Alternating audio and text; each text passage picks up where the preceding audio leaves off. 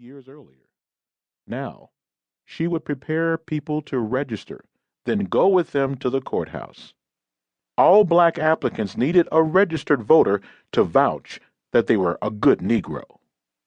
Few registered whites were willing to do it, so Mrs. Boynton would vouch for each person who applied.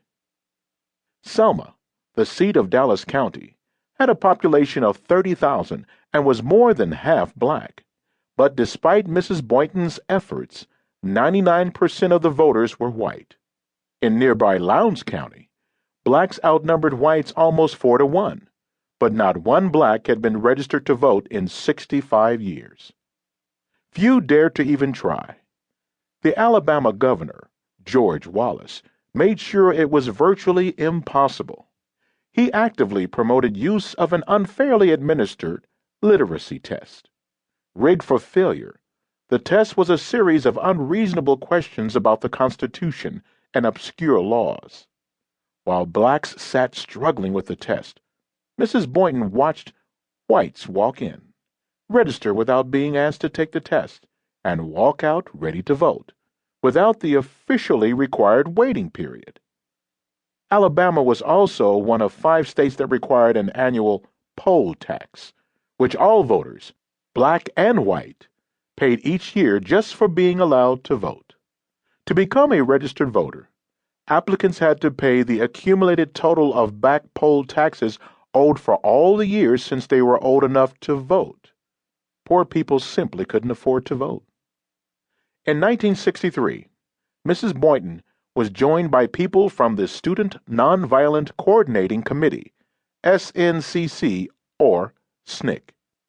They worked to register voters in Dallas County as well as adjoining counties, but hit huge resistance.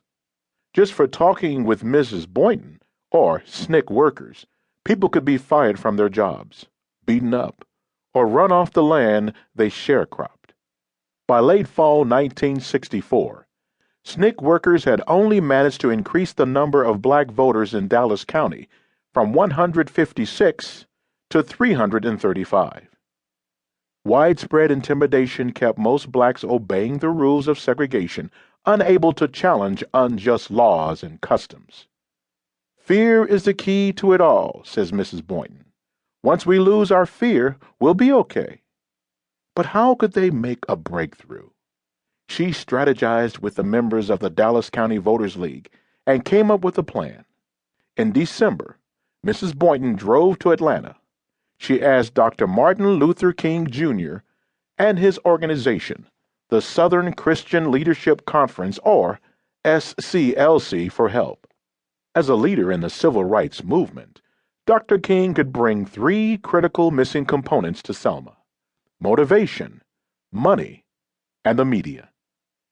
Mrs. Boynton's timing was perfect. The Civil Rights Act, signed into law on July 2, 1964 by President Lyndon Johnson, had outlawed segregation in schools, workplaces, and public areas such as restaurants and movie theaters.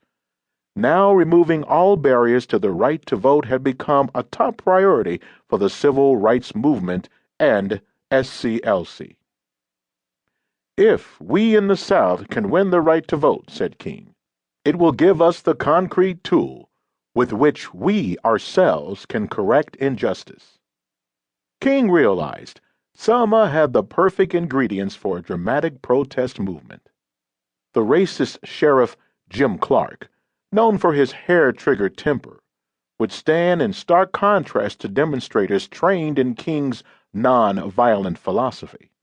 Alabama's blatantly racist Governor Wallace, with his credo, "Segregation now, segregation tomorrow, segregation forever," was determined to keep blacks from voting. He would undoubtedly thwart every effort to get people registered. Finally, highly motivated civil rights workers were already in Selma and knew the town and its people. Dr. King didn't waste any time. He decided to kick off the Selma campaign with a speech on January 2, 1965. Rich with symbolism, the date would commemorate Abraham Lincoln's January 1, 1863, signing of the Emancipation Proclamation freeing the slaves.